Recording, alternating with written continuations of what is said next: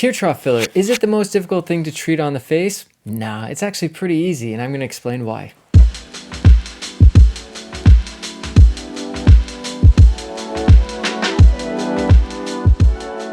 By the way, my name is Julien, nurse practitioner for Danesthetics Medical. I'm board certified in medical aesthetics, and I collaborate with all the top providers in the world in order to provide you with the most up-to-date information possible.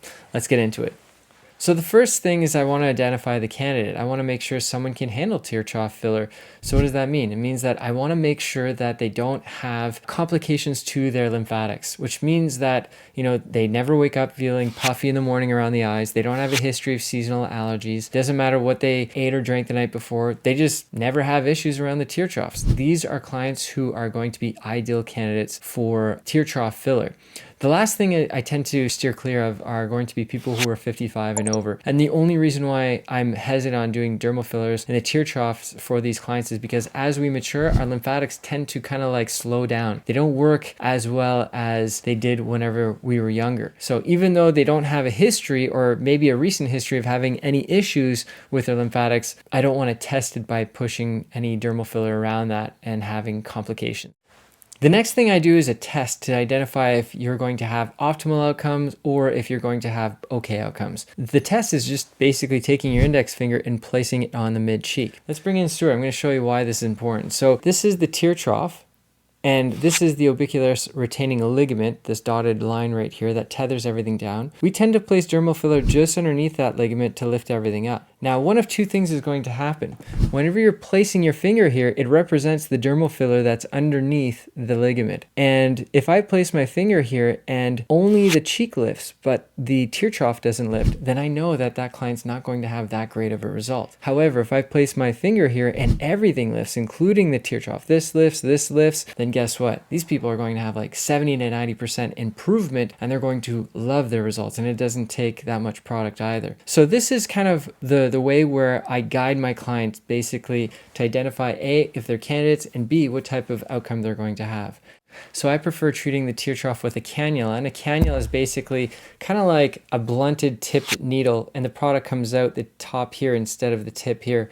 And the reason why it's designed to do that is so it's just bumping veins and arteries out of the way. There are really no major arteries along this area. However, there are small arterioles or small branches of arteries that do branch off the main arteries that might be around the eye. So for additional safety, a cannula is definitely the way to go. The other benefit of using a cannula is that because you're bumping the veins and arteries out of the way, there's usually no bruising. A nice bonus for a lot of my clients. Now, the depth of the cannula is, I think, where everyone gets a little lost here, because the tear trough is kind of different compared to the rest of the face. The rest of the face, such as let's say the cheek or the frontalis or anywhere, usually you'll have skin, superficial fat pad, then muscle, then a deep fat pad. The tear trough is totally different. It's skin, then it's muscle. There's no subcutaneous fat pad there. And then underneath that, it's basically a space. And if you go lower than that, then that's what? The SUF, the deep medial and lateral fat pads. You just need to be underneath the muscle. And there's usually a little space there that allows you to place the product. The other thing to remember is that the orbicularis oculi is this big fan muscle that's free floating. The only two areas where it's tethered down are here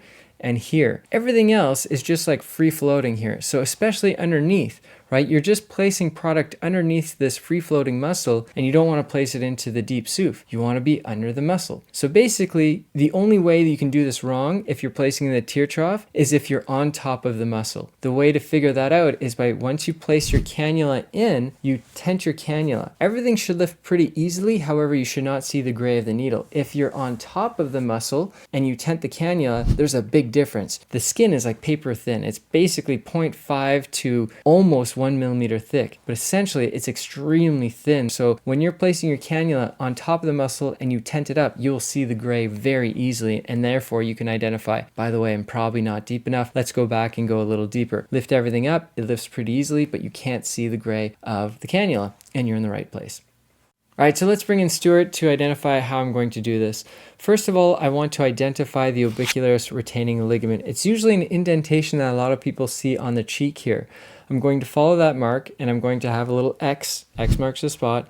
And I'm going to take a little needle, I'm going to just poke through the skin here. Then I'm going to swap to my cannula, and my cannula can enter the skin, and I'm going to place my product wherever I want. The reason why I like choosing this place is because it's just giving me easy access to all the areas necessary. Once I do that, then I identify the triangle. The triangle is basically the lowest point of the tear trough. So you notice that the highest point's here, and the lowest point's right there. The lowest point is usually where I want to place most of my product. So I'm going to go in with my cannula, place a good maybe like 0.1 of product right here, thin hyaluronic acid, and that's going to correct most of my tear trough just with that one product. As I move closer, I want to be mindful not to place too much product because this is where all of your lymphatics kind of like collaborate to. And if I'm overloading them with filler, then I'm going to have issues where they can be compressed and you're going to have edema later on. So as I move closer, I'm going to place small little aliquots all along here, and aliquots are just little droplets of product just to lift this area up. Usually 0.2 to 0.3 per side is all I need to provide great results, and that's it. I give it a slight little massage and I'm usually done.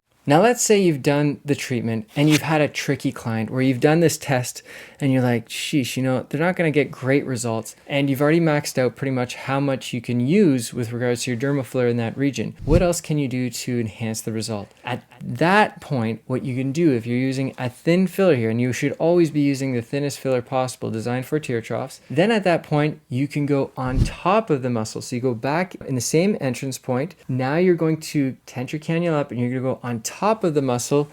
And notice how I place a little drop right here?